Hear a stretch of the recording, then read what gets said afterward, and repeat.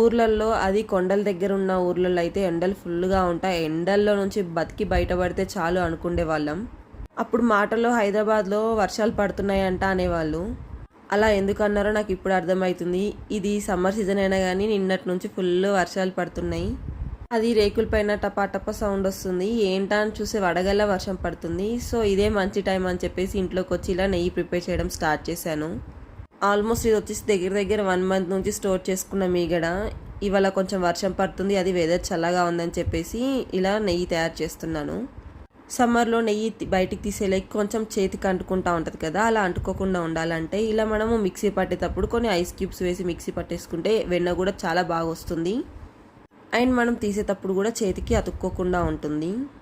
ఈ చిన్న tip follow అవుతే మనం సమ్మర్లో కూడా వెన్నని ఈజీగా తీయొచ్చు. మీరే చూసారు కదా, అస్సలు చెయ్యికి అంటుకోకుండా ఎంత బాగా వస్తుందో.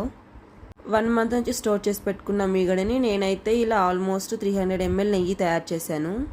అండ్ మనకి సమ్మర్ సీజన్ కాబట్టి కొంచెం నెయ్యి అనేది తక్కువగా వస్తుంది. అదే వింటర్ సీజన్లో అయితే మనకి నెయ్యి కొంచెం ఎక్కువగా వస్తుంది. అప్పుడప్పుడు 20 daysకి ఒకసారి చేస్తాను, అప్పుడప్పుడు 10 daysకి ఒకసారి చేస్తాను. అది నా దగ్గర ఉన్న మీగడ క్వాంటిటీని బట్టి నేను ఎప్పుడెప్పుడు చేయాలో డిసైడ్ అవుతాను. అండ్ మనకి నెయ్యి అనేది రెడ్ కలర్లో కాగితేనే మనకి ఎక్కువ డేస్ స్టోర్ అవుతుంది. అండ్ ముక్కవాసన రాకుండా ఉంటుంది. మనం నెయ్యి చేసుకున్న ప్రతిసారి పాత దాంట్లోనే వేయకుండా కొత్త కంటైనర్లో స్టోర్ చేయడానికి ట్రై చేయండి, అప్పుడు ఎక్కువ డేస్ ఉంటుంది.